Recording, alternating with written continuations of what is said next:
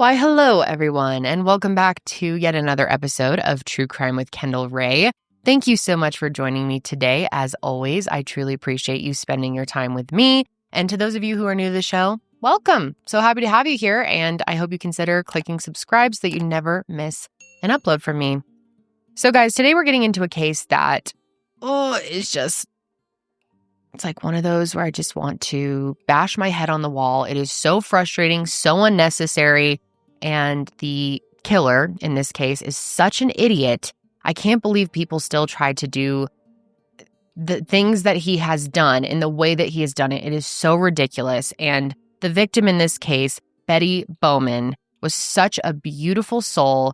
She was so kind, incredibly smart. She was a pharmacist at the Mayo Clinic, nonetheless. And from what I've heard about her, from what I've read about her, she seemed to just be such a genuine person, one of the warmest and kindest people that so many had ever come across. From what I understand about her, Betty seemed to be someone who took time to enjoy the little things in life, appreciated every little bit of life's beauty. Like, I've heard an example where, she would sometimes be late to things because she would stop and take in a rainbow. How many of us, when we see something beautiful outside, like a rainbow, for example, and we're running late, would take the time to stop and just enjoy it?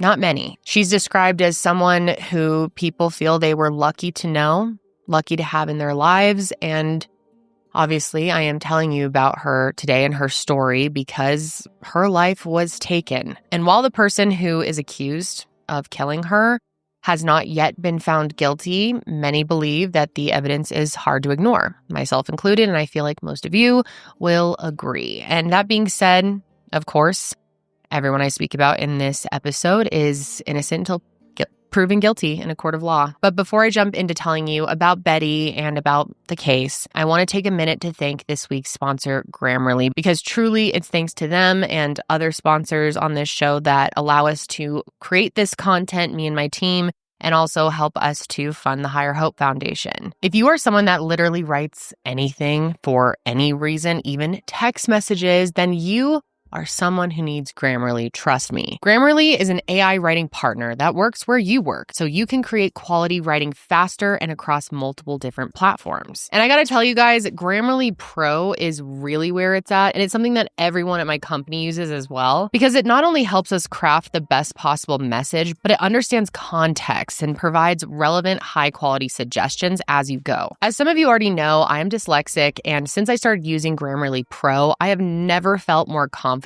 about my writing. Not only does it help me improve my spelling, which I definitely need, but one of my personal favorite tools is how it helps me to clarify and rewrite run-on sentences. You have a lot to say, you type it all out, but then you feel like the message sort of just gets lost in the text. Well, this tool takes that message and then reformats it, repackages it, so that whatever you're trying to say just comes across way more clear and way more effective. And I'm constantly using their goal setting feature when I'm communicating with my team specifically. You can literally tell Grammarly Pro who your audience is, how formal you want to be, what the intent of the message is, and I kid you not, it will tailor writing suggestions to match the tone that you're going for. It's amazing. So if you're looking to level up your communication and how effective it is, and also your productivity, then sign up for Grammarly and then upgrade to Grammarly Pro. And you can actually use my link for 20% off Pro at Grammarly.com/Kendall. Again, big thank you to Grammarly. They've been an excellent sponsor of my show, and I am very, very grateful. And with that, let's get into Betty's case. And as always, I want to start out by telling you more about who she was. So Betty Jo Sponsel was born on December 13th, 1990 in Wichita, Kansas, to her parents Nancy and David, and she had one sister named Brianna. And she has been described as many great things, and I've already gone over some of those, but two things that really stood out to me most was her kindness and her intelligence. Her mom said that even when she was young, Betty never was the type to yell or scream or get mad at anybody. She just had a very chill vibe about her, and she especially never talked negatively about other people.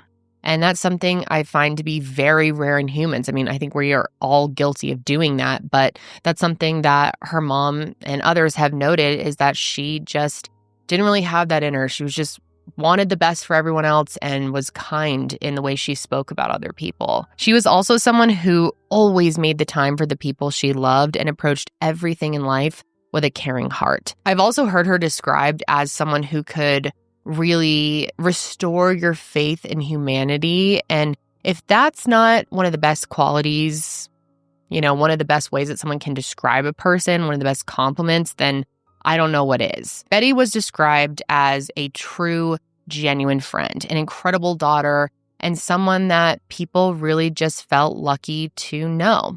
And I cannot forget about her dog. Such a cute dog. I love corgis, and she had the best name for her corgi, Sir Crumpet II. I mean, that is seriously one of the best names I've ever heard for a dog. And Sir Crumpet II was her world. So, as you can imagine, she took him to as many places that she could. I mean, he was with her as often as she could have him around. Betty was someone who really loved to travel, and when he could go with her, Crumpet was a great companion. She also was outrageously smart. And in 2017, she graduated from the University of Kansas's School of Pharmacy with a doctorate in pharmaceuticals. And a year after that, she completed her residency at a hospital in Topeka. KU is also where she got her undergraduate degree, and it just so happened to be where she met her future husband, Connor Bowman. Now, Connor was 2 years younger than her, but he was on somewhat of a similar trajectory with his career as she was. Like Betty, he got his doctorate degree in pharmacy as well from KU, but afterwards he started medical school at KU's Medical Center. And both of them, as of 2023, were employed by the Mayo Clinic in Rochester, Minnesota. Betty as a pharmacist and Connor as an internal medicine resident, which is obviously very impressive. If you aren't aware, the Mayo Clinic is one of the best hospitals in the country. And is just highly regarded. It's so competitive, so hard to get into. So it's very impressive that both of them were there. And Connor and Betty had gotten married in May of 2021 in Independence, Missouri. But with their work, Rochester is where they would end up living. And I wish I could say that things were going well there as far as their relationship goes, but that wasn't necessarily the case. I mean, really wasn't the case at all. And I need to give some context here. So Betty and Connor were in an open relationship, which is totally fine, really works for some people, but as you probably know from people in your life who are in open relationships or things you've just heard, it can be really, really challenging. But it was something that they both wanted to do. It was something, they agreed upon and were happy with, at least for a little while. But it did come with one pretty big condition, which was that neither of them could get emotionally attached to anyone else, which seems to be a common rule that people set in open relationships, and it totally makes sense. To my understanding, they were basically allowed to be physical with other people, but as soon as any kind of emotional attachment formed or, wanting it to be something more than that, it was important that they broke it off. Now, I'm definitely not an expert in open relationships. I actually don't know anyone who has been in an open relationship, so I don't even have any personal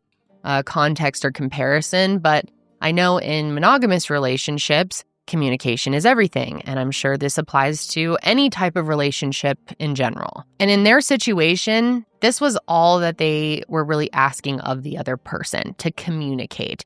And I'm sure you see where this is going, but Connor was not honest with Betty. You see, there was a woman that Connor started seeing, and according to friends, he became infatuated with this other woman. I mean, almost obsessed with, you could say. And Betty just over time started to realize it. And so at one point, he and this other woman broke up. And I guess he was super, super depressed over it.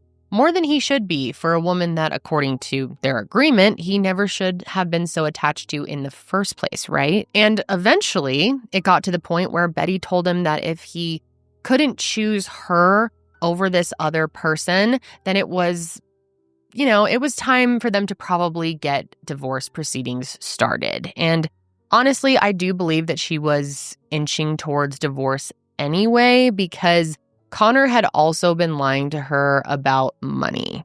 And as we all know, that is actually one of the top reasons, if not the top reason, if I'm I could be mistaken, but it's definitely up there in like the top 3 reasons that people end up getting a divorce. And Betty knew that he had a ton of debt from medical school, and because of that, they actually kept separate bank accounts, which was very smart on her part. But apparently, one day she was just going through the mail, and that's how she ended up finding out that he was lying to her about how much debt he was actually in. And he was in quite a bit of debt, $500,000 to be exact. Now, at this point in time, there aren't that many details about this, but it was definitely clear to her that he had been keeping secrets.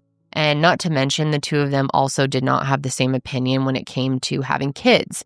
Connor wanted them, and Betty just wasn't quite ready. Her friends and family say that they all wanted her to leave Connor. And while they tried to get her to go, she was a second chance type of person. And personally, I think being able to give someone a second chance can be a great quality in a person. I always go back to this lyric from one of my favorite songs from Gregory Alan Isakov.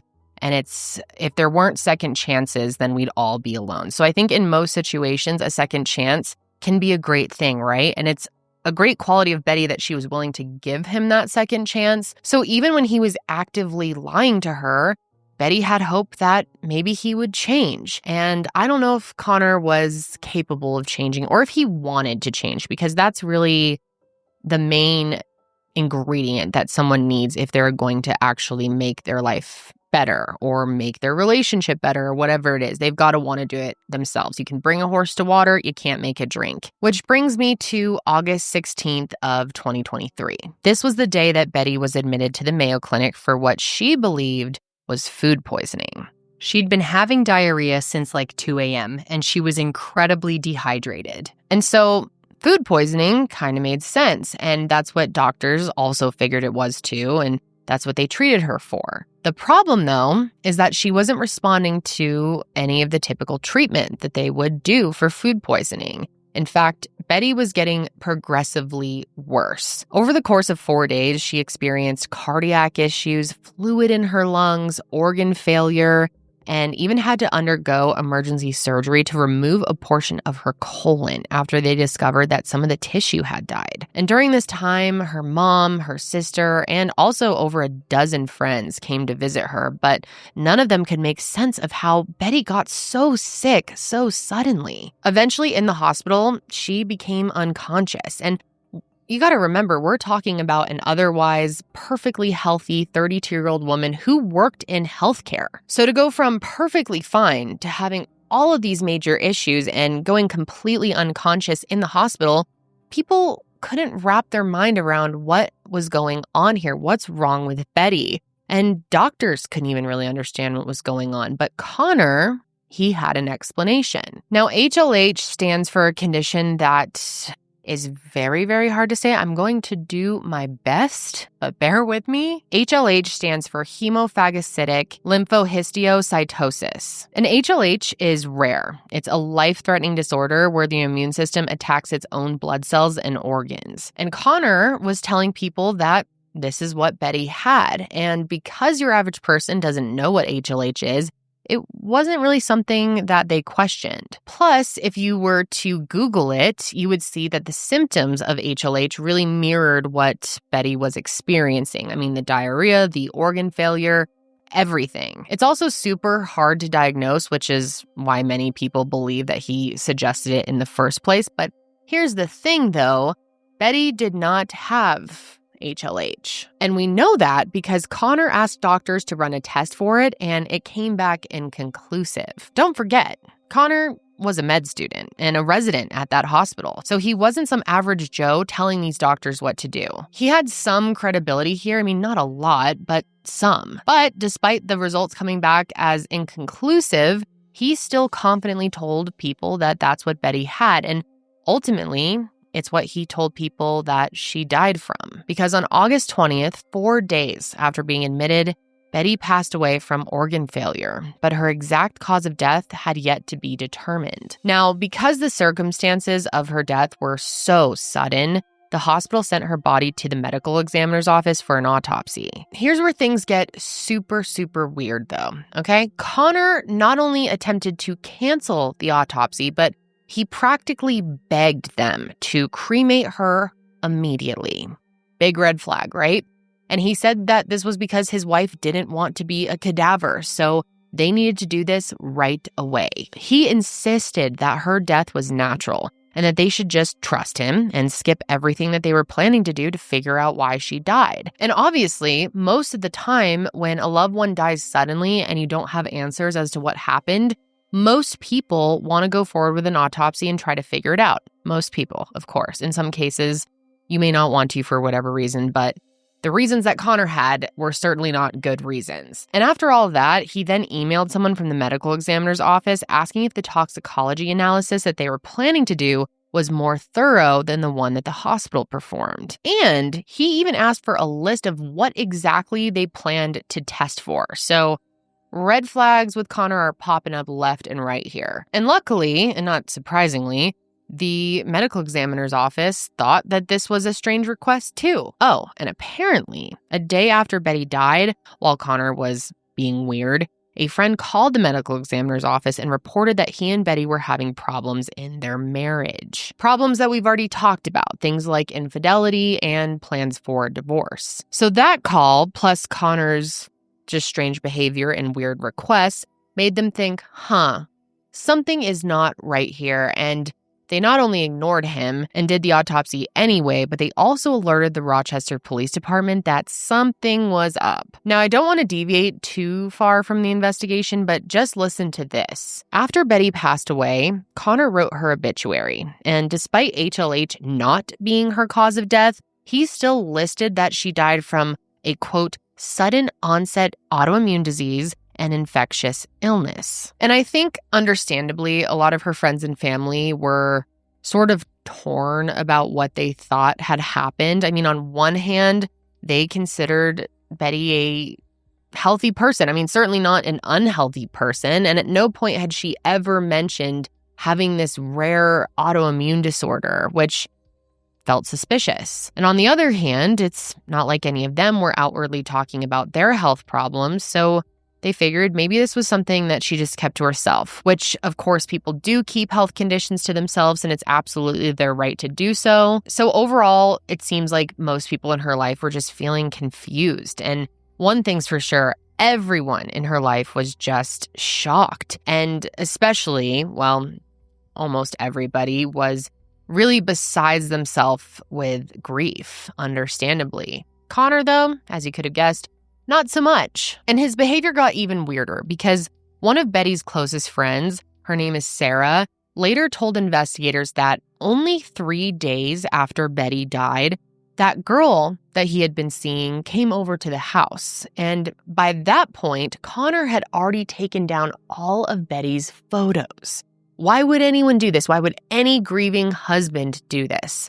I mean, you just wouldn't, right? I mean, maybe in certain situations, I don't want to have like a blanket, everyone wouldn't do this. I think it's very rare to take down all their photos. Of course, I'm sure there are people who just can't, look at the person in those moments or whatever the case may be. But this really stood out to people as very strange behavior, understandably so. Not to mention, her friend Sarah felt like Connor was sort of just indifferent, almost even happy, even though his wife had just suddenly died. And I guess he even invited some of Betty's friends over to take some of her belongings. And this is when Sarah witnessed Connor smiling, hugging, and kissing this other girl that he had been seeing. Now, obviously, we do know that they were in an open relationship, but it just felt like he wasn't showing any signs of grief at all. And let's be honest, I mean, we know that Betty was not okay with Connor's relationship with this other woman because it had turned into more of an emotional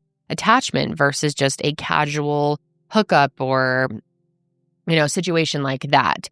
And so overall, it's pretty disrespectful if you ask me. I mean, if you ask really anyone to be bringing this person around after your wife has just died into your home. And if you think all of that is bizarre, just wait until you hear everything else that they uncovered during their investigation. So once the Rochester Police Department got involved, things moved very fast. After speaking with some of Betty's friends and family, as well as executing a few search warrants, they realized that their suspicions may have been spot on. Detective Kendrick took the lead on the case, and he spoke to a guy that Betty was dating. And remember, there's nothing wrong with her dating. It was a casual situation as far as we know. And they just refer to this guy as SS. I'm not sure what his name is, and it doesn't really matter. That's just how he is referred to in the criminal complaint. And he shed some light on what the days were like leading up to her death. According to this guy, SS, he and Betty were messaging on August 14th, which is when she told him that she had the next few days off of work. Betty had mentioned to him that she was looking forward to spending some time with him during these couple of days off. And on the 15th, the two of them did see each other, and they also continued to message on and off throughout the day.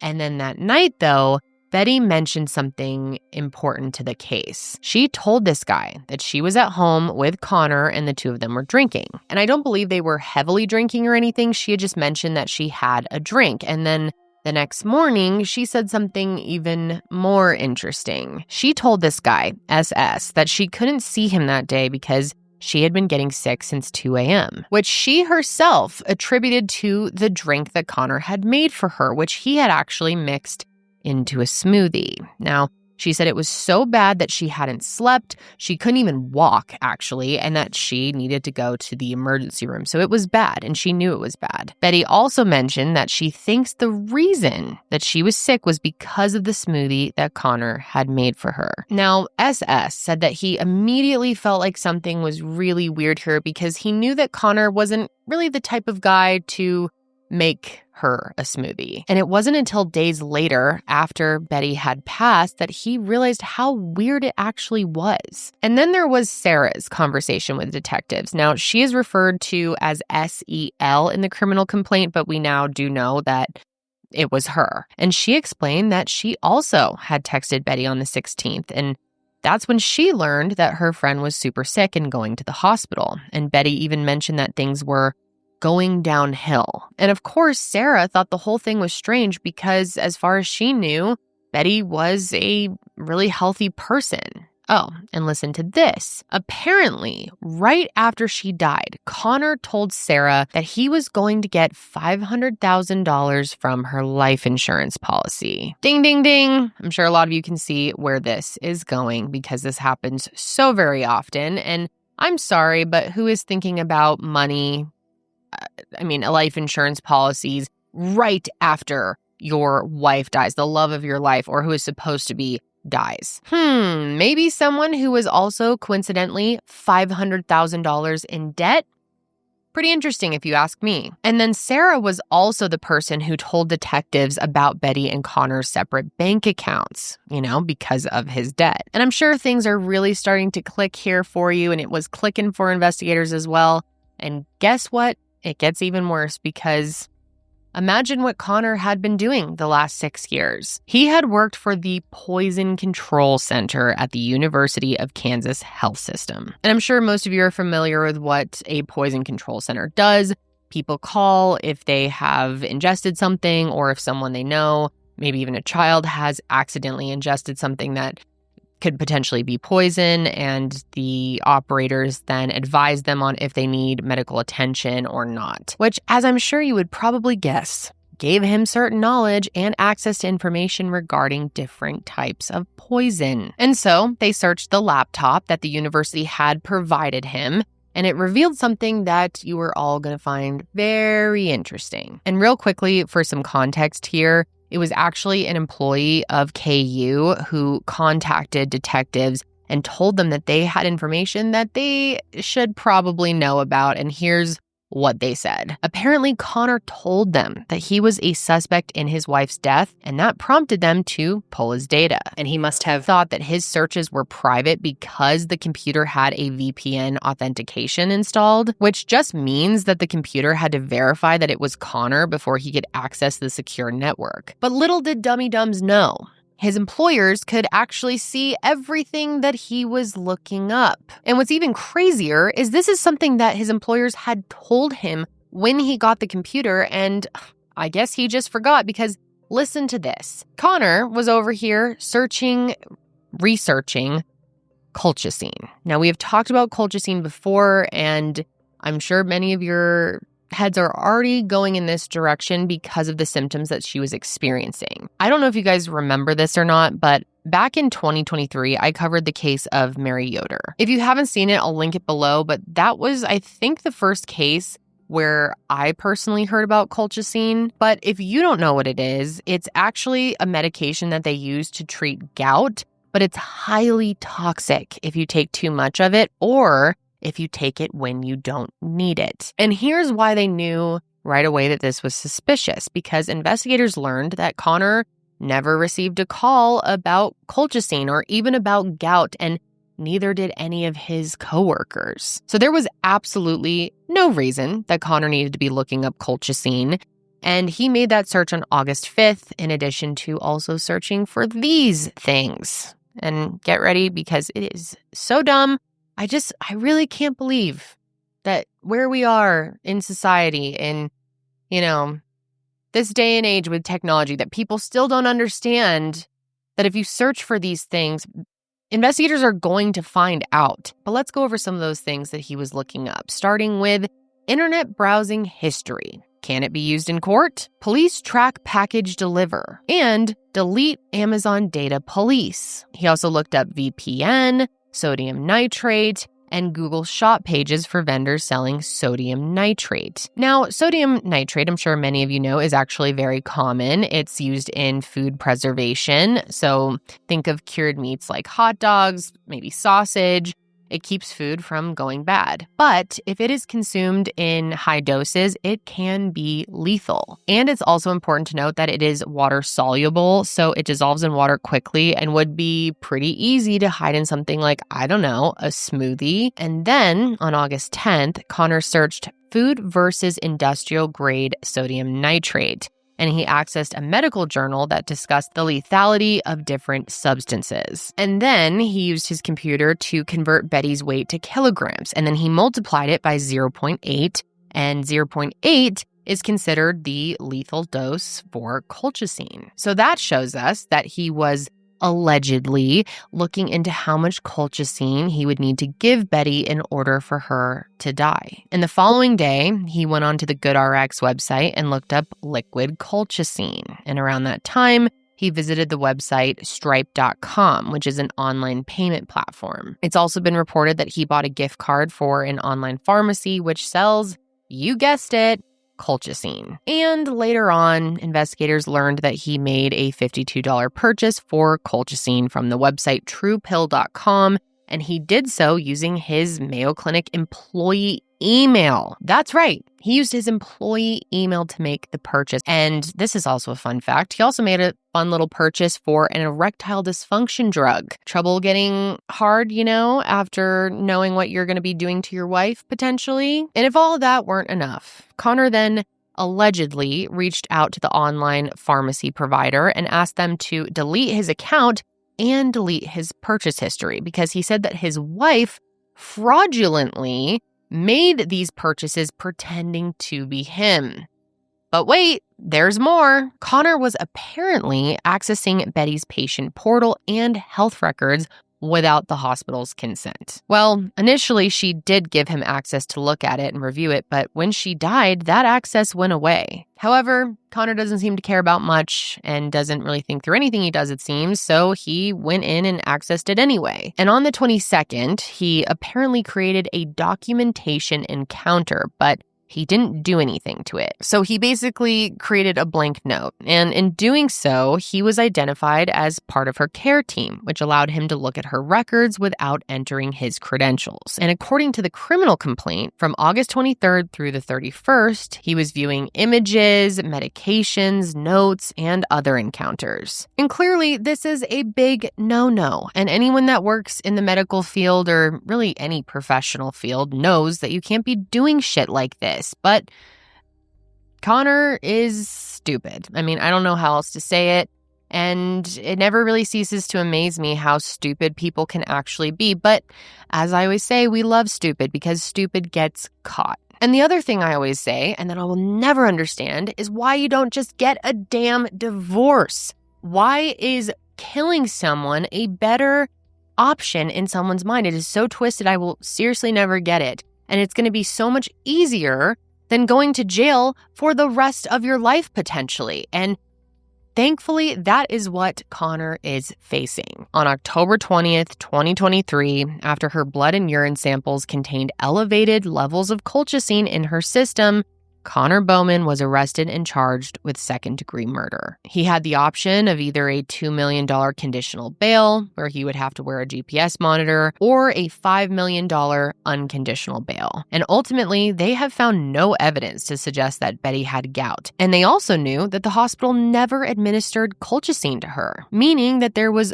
only one explanation for how it got into her system. And that's that she was poisoned. And obviously, at this point, Connor's involvement is, of course, alleged, but Betty's cause of death certainly isn't. It is a fact that colchicine is what killed Betty, and that her manner of death is homicide.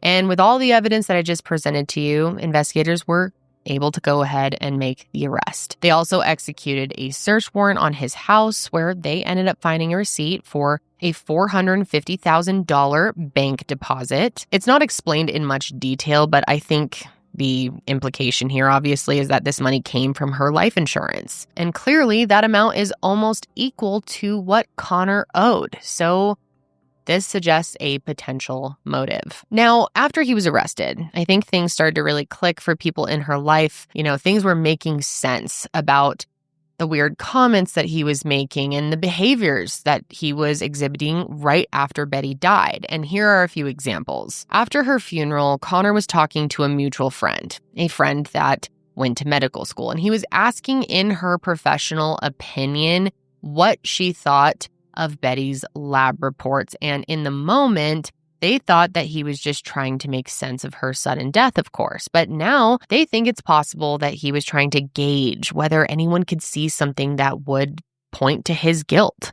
At the time, nothing seemed out of place or unusual, but I start to look back now and you think, maybe, what was that about? Well, it's just you just start getting haunted by little things that you would think nothing of at the time, because why would you?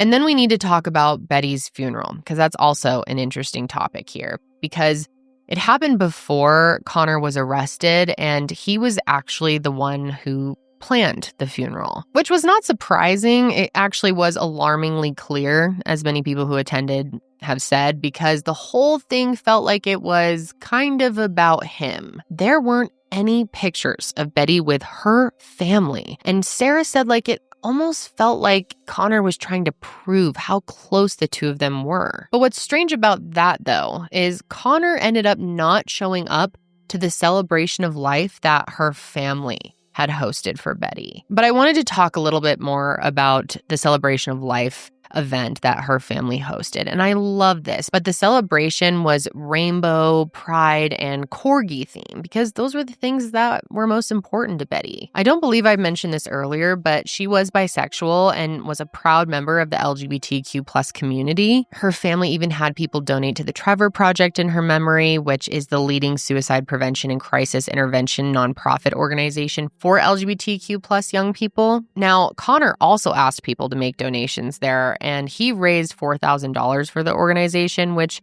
is the only, and I mean only, props I will give him. And I don't even feel like he really deserves that, because I think that was more performative than anything. And another strange thing Connor did is he went up to some of her friends and asked them what they told investigators, which in my opinion shouldn't really matter if you didn't do anything, right? And unfortunately, this case and Connor's behavior got even worse, because it turns out that this alleged incident wasn't the first time that he may have tried to poison her. Of course, this is not confirmed, at least in any legal capacity, but a friend of Betty's reported that on August 10th, Connor made Betty a smoothie. And this friend was actually at the house when Betty started to drink it, and I guess it tasted strange to her, so she had this friend take a sip. And apparently when she did, it tasted bitter and salty, which of course is not something that most people are expecting when you take a sip of a smoothie. And the friend actually, this is eerie, joked with Betty that maybe Connor was trying to poison her. And I believe that this was completely meant as a joke at the time. In hindsight, it is 2020, of course. But I guess Betty sort of joked along with her. They kind of laughed about it and then just chucked the smoothie and forgot about the whole thing. But this friend even mentioned that she thought the fact that he made her a smoothie to begin with was strange because, as she put it, he never made anything for anybody. It seems so weird to me that Betty and Connor were even together in the first place, because Betty is described as this person who is so caring, willing to do anything for anybody, and Connor, it would surprise people if he would do something as little as make a smoothie for his wife. I don't know. It's bizarre. But once investigators learned about this, looking back, they wonder if this had been the first attempt. And of course, we don't know for sure, but it seems that way. So kind of in the background of all of this, there were a number of search warrants that were being executed, and mostly on electronic data like computers, bank accounts, phones, those kinds of things. And that's actually how they ended up getting a lot of information about how and when Connor purchased the colchicine. And earlier, I told you that he bought it through True Pill, but the specific retailer was actually Mark Cuban's Cost Plus drug company. And also, through these search warrants, they were able to find more about Connor's search history. And it keeps getting dumber, you guys, because we learned that 2 days before Betty died, he Googled, "Is widow gender neutral?" He was trying to figure out if widow was a gender neutral term, guessing because he was wondering if it would apply to him. And he was also looking up a substance called oil of wintergreen, which,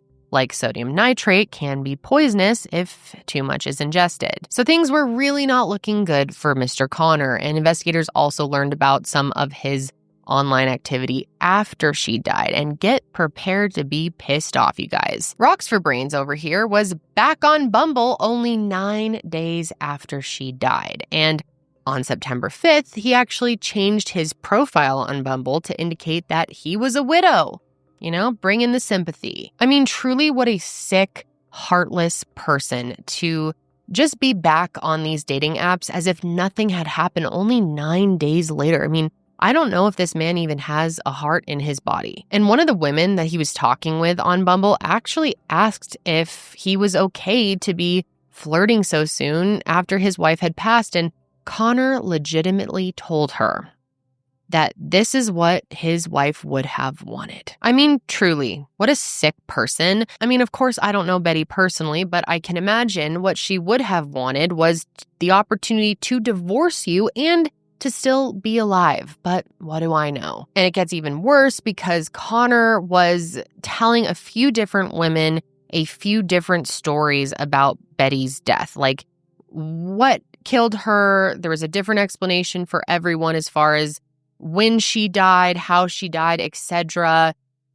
He was just really seeking the sympathy to, bring women in. How sick can you be? He even told one of them that she died of listeria poisoning over a year ago. And then he told someone else that she died from a morphine overdose earlier that summer. And he even told one woman about the $500,000 life insurance policy. And he was already telling some of his friends about that as well. So essentially, this man was bragging about the large amount of insurance money he was about to make off of his dead wife. What a sicko. There really aren't any words for Connor. And obviously, all of this makes him look like a heartless, sick loser. But it also doesn't make him look good in the eyes of the law. Because with his knowledge of poison and his background in medicine, anything other than grieving is naturally going to make him seem suspicious. So the fact that he was just outwardly blabbing to a lot of just random people that he didn't even know about the money, yikes, dude. And again, it's all still alleged at this point, but a lot of his actions here are clearly suggesting premeditation. And while he wasn't initially charged with premeditated murder, they did eventually tack that on. On January 5th, 2024, Connor was indicted on a single charge of first-degree murder, which is in addition to the second-degree charge that he was already facing. And if he is convicted, and I really, really hope he is, he faces a sentence of life in prison without the possibility of parole. And I wish I had a trial date that I could give you guys at this point in time, but it seems that is still up in the air, and there's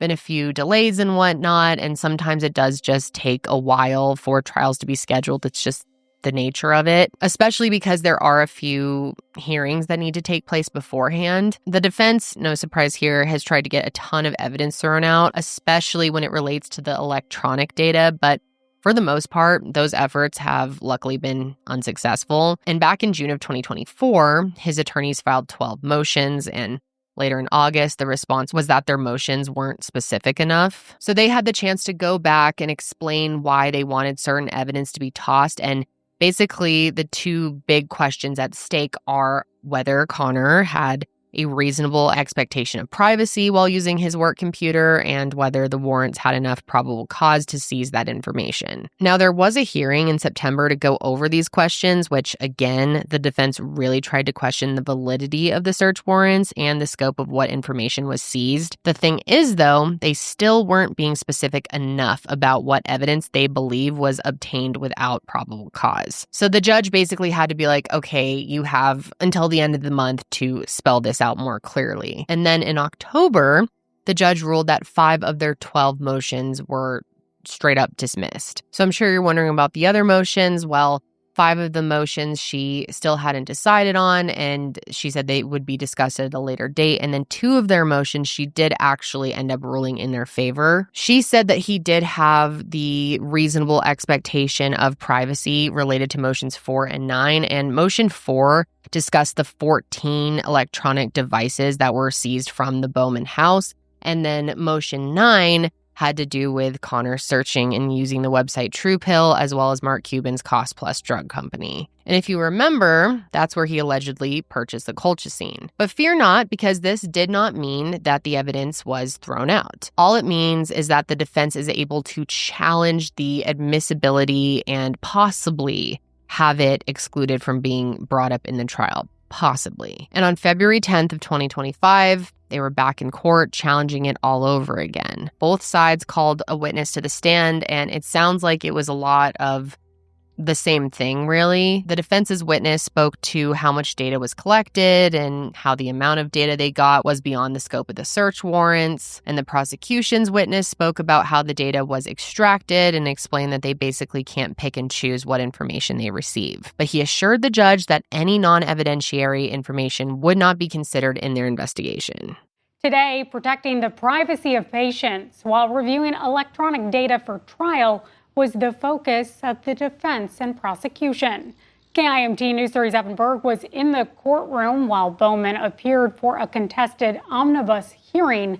He has the latest breakdown from the courtroom. Evan. Just a big sticking point for the past several months of this case has been files that were seized by the Rochester Police Department's Technology Forensics Unit, and whether or not any medical records seized during that search violated the scope of RPD's warrant. Over 9 terabytes of data were seized from Bowman's work laptops, his personal computer, and his iPhone. Today, the court went over the files seized from his personal devices. Bowman's defense is seeking to find evidence of medical privacy violations and exploratory rummaging. To help prove that, Tara Olson, an investigator with the County Public Defender's Office, went over what she's found so far. Some of the files she's cataloged include Google Drive and iCloud data, PDFs, and around 20 screenshots of patients' private medical details. The state called a witness of their own, RPD's detective, Brock Newman, who was part of the team that conducted the search. Newman argued that using the software tools he had available, it wouldn't have been possible to pull data or analyze selectively. He testified that doing so would have limited the scope of the search and hindered the investigation. And because, of course, it's the legal system and things just tend to take forever, it feels like no decision was actually made. In fact, the defense then had the chance to file several more arguments, which came to light on March 10th. The defense attorneys for the former Mayo Clinic doctor accused of poisoning his wife making a big push to get some of the evidence dismissed from an impending trial. Connor Bowman is charged with first-degree murder for his wife Betty Bowman's death in August 2023. KGTC's Olivia Pronzinski joins us live in the studio tonight. Olivia, in looking through these lengthy court documents, why do the defense attorneys believe some evidence should be thrown out?